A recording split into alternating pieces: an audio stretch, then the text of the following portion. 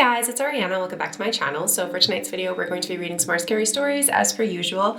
I am sorry I've been gone for like 2 weeks. I got sick and it won't go away. So if I sound a little bit congested and sick, well, I am sick. So bear with me. I hope my voice doesn't sound too different and annoying to anyone who's new and checking out my channel from this video. Hi, welcome. I don't usually sound like this. I'm not usually always sick, but for the past little while I've been really sick, and it's because of my niece. My niece got me sick. She's in daycare, she's 2. I hung out with her mom, my best friend, and you know, it is what it is. Children have plagues and I have been infected. So I have a bunch of stories here from Reddit, and I've been compiling stories for like the last couple of months, and I'm just going to start reading them as I make videos. And I'm sorry that I've messaged a lot of these authors months and months and months ago, and I am now just getting to read them. So I'm hoping that if I don't continue to get sick, I'll be able to come and make about 2 to 3 videos a week for you guys and get back in the swing of things like I said that I was going to start doing in like December, but I keep getting sick and it's freaking annoying. So let's jump into the spooky stories. So this one is from the True Scary Story section. It is from the Reddit author, The Leviathan 1999, and it's titled Creepy Stalker. This had happened to me about 6 years ago. I was doing my usual routine of walking around town for a few hours as I enjoyed walking, and I was getting my steps in for the day. I'd always start from my house, walk around town for a few hours, then turn around and head back home. I'd always go walking around noon or an hour or 2 later at the latest. My walks would start at 11 a.m. at the earliest or 2 p.m. at the latest. This day in particular, I had a bunch of things to do, so I was unable to go out walking before noon. I'd eventually finished up everything that I needed to do, but it was already in the mid-afternoon. I checked the time and it was nearly 3 p.m. I debated whether or not if I should go walking or if I should just go tomorrow instead. Since I had nothing going on the next day, I said, fuck it, and decided to go for my walk. But I told myself that I had to cut it short since I didn't want to be out after sunset, since it would be pretty cold this night. So I got dressed and I headed out to get my walk in for the day. Fast forward about 3 hours later, I looked at my phone and checked the time. I saw that it was about 6 p.m. and I decided to start making my way back home. I had a bit of a problem, which was I was about 6 miles away from my house, and it would take me about an hour and a half or more to get there. The sun had fully gone down, and there was only a faint orange glow in the sky from it. The night sky had begun to take over and the air was turning cold. I began to make my way home, and I had picked up my pace as I didn't want to be outside when it was too cold. I was about 2 miles away from my home and I thought I was in the clear, but I was wrong. I passed by a convenience store when I noticed a man sitting on the side of the building smoking a cigarette. The man looked to be in his early to mid-30s. He wore a black hoodie, black pants, and black shoes. I saw him turn his head towards me and gave me a blank stare. I thought nothing of it at first and just ignored him. I turned around a few moments later and saw that he had then gotten up from the spot and began walking in the same direction that I was now headed. I kept checking behind me often to see if he would turn down another street, but he never did. After several minutes of him walking the same way I was, I hear the man start yelling. He then started saying other stuff to try to get my attention, which I kept ignoring. Right after that, I heard him yell, "What the fuck?" at me in an angry tone. I sped up and I didn't dare look back at this point. I had texted my dad and explained that there was a creepy guy following me and how he was now yelling at me. My dad replied, asking how far away I was, and I told him that I was about a mile away. He replies back for me to just keep walking, don't worry, and he'll come and get me in the next few minutes. I looked behind to see if the guy was still following, as he had stopped yelling, and he unfortunately was. I was about 3/4 of a mile away from my house at this point, and I thought about just running. At the same time, I didn't want the guy to follow me and find out where I lived either. I was about to turn down the street I lived at when something told me not to. I texted my dad and I told him I passed the street and to go the other way, which he replied with okay. I kept going forward, passing the street, when all of a sudden, I heard some kind of frantic noise. I turned around only to see to my horror that the guy put his hood up and was sprinting straight towards me. Without hesitation, I bolted straight ahead and ran across the street. I kept running for what felt like hours until I saw a pair of headlights coming down the street towards me. I waved my arms like a madman, hoping they would see me. Thankfully, they did and the car stopped. I got closer and I realized it was my dad. I looked behind me only to see that the man who was chasing me had now somehow disappeared. I got in the car and explained everything to him. He said that he was going to drive down the street to see if he could find the man and would confront him for me. We drove around the street only to see no one walking on the sidewalk or hiding behind any of the bushes. There was no sign of anyone, and the streets were empty. From this day on, I never go walking after 2 p.m., and since then, I carry a pocket knife with me whenever I go, just for my own safety and protection. I don't know what that man would have done to me if he had caught up to me, but I don't think I ever want to know. That's really creepy that he just disappeared. So I usually read paranormal stories. Sometimes I include like let's not meet stories and just like creepy stories like this. So for anyone in my comment section that is gonna be like, well, this isn't paranormal. Yeah, you're right. It's not technically a paranormal story, but at the same time, he disappeared. So maybe it was. Maybe that was a ghost. Maybe it was just something following you. Who knows what that was? But I'm gonna lean towards that was just a really sketchy character, and I hate that for you. That is really freaking creepy. Thank you so much for allowing me to read your story. I'm so glad that he never actually caught up to you, but that is really fucking terrifying. And why are people so weird? Like, it's just odd behavior. The next story that I'm going to read is from the Paranormal Encounters section, and it's from the Reddit author Lupo Anthropophagus 89. I'm sorry if I said that wrong. I never thought I would post here. I am a paranormal lover and always thought it was fascinating. That is, until a few weeks ago. Now, mind you, I haven't experienced anything weird up until now. We lived in this house for just over 2 years. The first encounter was a few weeks ago. I was feeding my cats, one who was around the corner of the hallway, and one whose bowl juts out from the corner so you can see clearly down it. I want to say that my cats will always prioritize food over anything else. But I dumped the food into the second cat's bowl, and that's when I heard a slapping sound from the end of the hallway. Not slapping of hands against another. No. It sounded like hands slapping on hardwood floor. I looked up to see a flesh-like mass move just out of view. I thought I was seeing things until I looked down at my cat below me. She had ignored the food bowl and was staring wide-eyed down the hallway just as I was. I chalked this up to me being sleep-deprived, but I didn't like the feeling that I got when I saw it. Then Saturday, I had just gotten off work and we were lounging in the den upstairs. Both cats once again resting in the room with us. Then we heard a thump, and another thump, and another thump, and what sounded like running feet up the stairs. Now we have neighbors, so I assumed at first the sounds were from ascending and descending steps. Then suddenly, a flesh-like mass ran across the doorway, and I saw it clearly this time. It didn't have any human features. Its face looked like if you removed eyes, ears, nose, mouth, and hair. A head-shaped flesh-colored thing as it passed us by. Now again, the cats watched it happen. Once it passed, they both freaked out and ran from the room. I looked at my partner who was beside me, and she too heard and saw it. It looked like it had darted into the room beside us. So I went to check in case it was an intruder who had broken in. But the room was empty. Nothing under the bed and no areas to hide as it was only the room. No closets, no attics. Normally, I would be excited for a paranormal find, but the feeling I got both times was a mixture of dread and rage. I'm going to attempt to capture this thing if I see it again. My partner prefers the approach to just ignore it, and she believes it's not a ghost, but something darker. I want to follow the idea, but even after the first time, I shrugged it off. So why is it back? Originally, I wanted to post for advice, but being able to talk about it is also helpful. Edit. Wow, did not expect so many responses. I want to thank everyone for the recommendations. Alas, I believe it feeds off of our attention. I will not be exercising or setting up a camera yet. While I know a lot of you wish to witness it, I'm going to be using that as a last resort to show people and seek guidance of that.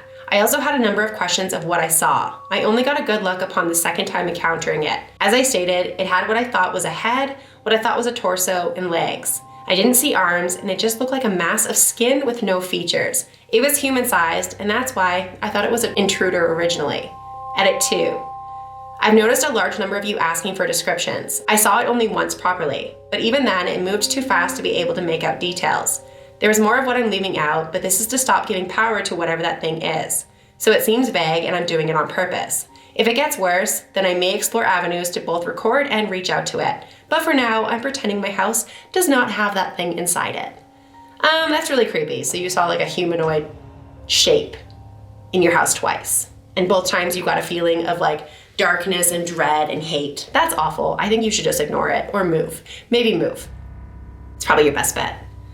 I'm sorry if you guys can hear me breathing. I am struggling to breathe as I am very congested and I'm trying not to sniff and be too annoying on my camera and my microphone, but I'm going to probably hate my life editing this because I'm probably going to try to edit out all of the breathing and heavy breathing and dying that I'm feeling. But The next story is again from the Paranormal Encounters section, and it's from the Reddit author Shaw Nemo, and it's titled, I Saw an SW. This is 2 separate stories from my encounter with SWs in Utah. I live near a mountain in a valley close to Nevada. We have lots of deer and mountain lions, and wildlife come down from the mountains all the time. I was in the car with my best friend driving down the road where I saw a very elderly dog trying to relieve himself by a tree. Very gray snout, droopy eyes and ears, and he was hobbling around very slowly. I asked my friend to stop the car so we could hopefully get a hold of his owners, as he should not be out on the streets if he cannot get out of the way of cars. I got out of the car and approached him. He tucked his tail and woofed at me and turned away and began hobbling away towards the road. So I got back in the car and I told my friend to follow the dog. We drove quite literally 10 feet forward, and my eyes never left the dog once. I saw him turn towards the street and pass between 2 cars parked in front of a house, and I urged my friend to stop the car, in fear of us hitting him. I got out of the car and I went straight to the spot where he was, and he was gone. Literally, the entire street was empty. He had completely disappeared. There was no way he could have ran, as he was too elderly and slow for us not to see him run away. My friend and I looked for him for a solid 10 minutes, calling out to him and offering snacks from the car, trying to find him, but we never saw him again. This happened in broad daylight, with no one outside with us. The second encounter was when I was walking alone in the same area at night with my best friend again. We both saw and heard a dog barking at us from a few streets up, coming from the direction of the mountains. We had to go where the dog was to get to my friend's house, so we approached trying to be soft and gentle, talking to the dog and telling it to go home. It turned away from us and turned behind a car, and within the same second, a man came out from behind the same car the dog had gone, and then disappeared.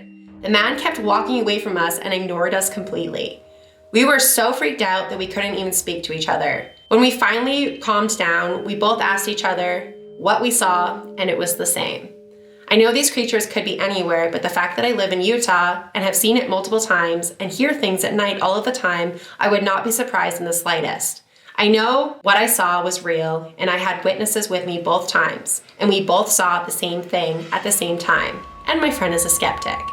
She does not believe in any of the paranormal stuff, so for her to tell me she believes me and saw the same exact thing really makes me question how often we're coming in contact with these creatures. Really freaking scary encounters. I hate the fact that it mimicked a dog both times, because I'm such a sucker for dogs, and I would definitely go towards a dog and probably die. Because I don't know, if I saw a dog on the side of the road, I would stop and probably get eaten because it's probably a monster. The last story that I'm going to read is from the True Scary Story section, and it's from the Reddit author Easy Features 6828, and it's titled, My Childhood House and Reoccurring Nightmares. When I was 8, my family moved into a giant house that was far too big. It had been built as a duplex and converted into a single-family home. It had a semi-finished attic we used as a playroom, and a terribly creepy basement, complete with a freaking wheelchair that had been left for us when we moved in and we never got rid of. I'm not making this up. There was an unsettling secret passage, narrow staircase that descended from the second floor to the basement, presumably so the original second floor tenants could have access to the basement, but in my mind it was just another way for whatever creepy things I thought lived in the basement could come up to my bedroom. I remember from an early age I did not like being in that house. I recall playing alone in my room and feeling this incredibly dreadful feeling that someone was leaning over my shoulder. This was a common feeling throughout our entire time there. The attic, though finished, always had dead flies on the windowsill and smelled musty. Again, being in that space never felt good. Even when I was with my friends, I wasn't comfortable. My mom confided in me after we moved out that she'd felt a lot of the same creepy discomfort that I did. It was just a terribly uncomfortable place to be. I used to listen to Paul Simon's Graceland when I was going to sleep because I'd convinced myself that no bad things would be able to withstand the positivity of that record. But one night, I'd had a nightmare. So as per usual, I crept into my parents' room, but when I opened the door, I saw the silhouette of someone standing kind of half to the side facing their window, and I figured it was just my mom. My parents rarely let me get into their bed if they were awake, so I snuck back into my own room. The next morning, I asked my mom what she was doing looking out the window, and she had no idea what I was talking about. She'd never gotten out of bed that night. So to this day, I can still picture the silhouette of the figure looking out the window against the orange streetlights. We moved from that house when I was 13, but the weird thing is I've been having a reoccurring dream/nightmare that I'm moving back into that house for the last 30 years. typically 1 or 2 a year. Sometimes we're moving back and it's like nothing has been touched. Even the food is still in the fridge where we left it. Sometimes in the dream, it's my parents just moving back and they're in a weird passive, almost hypnotic state about it. But I have the cognition to realize that I'm an adult, insist that I'm never gonna visit them. Sometimes the house has been renovated and sometimes it hasn't. Once I dreamed I was digging in the dirt under the front porch and I found this very creepy looking ring. Last week, I dreamed I'd moved in with my wife and family. I was lighting a fire in the wood stove on the second floor and I saw a figure in the next room.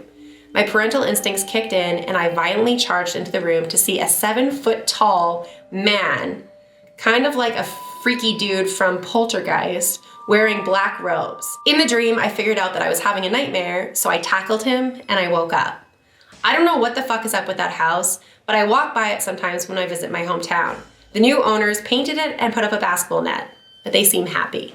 So I wonder if it's attached to you personally or if it's still in that house. I'd be very curious to know if you have an update from the new owners that live in there, if anything creepy has ever occurred, but it kind of sounds like it's attached to you and that's really freaking creepy. I hate anything that involves dreams and reoccurring dreams. When I was a kid, I used to have this really weird occurring dream. I would be going to this park by my house and every time that I would go there, that entire dream was green. It was like this weird lime green haze that was over my entire vision. And I would go to this park and I'd be playing and without fail, every time I would be playing on the park, I would fall into the sand that would actually not be sand anymore. It would be like this green sludge, and then I'd wake up because I died. And I had that dream more than once as a kid, and I hated it. I haven't had it in a very long time though, but it's still stuck with me in my memory because I still remember it, and I distinctly remember having that reoccurring dream quite often, and it was creepy, and I always died. So I hate dreams. Dreaming is just like not very fun, especially when it's nightmares.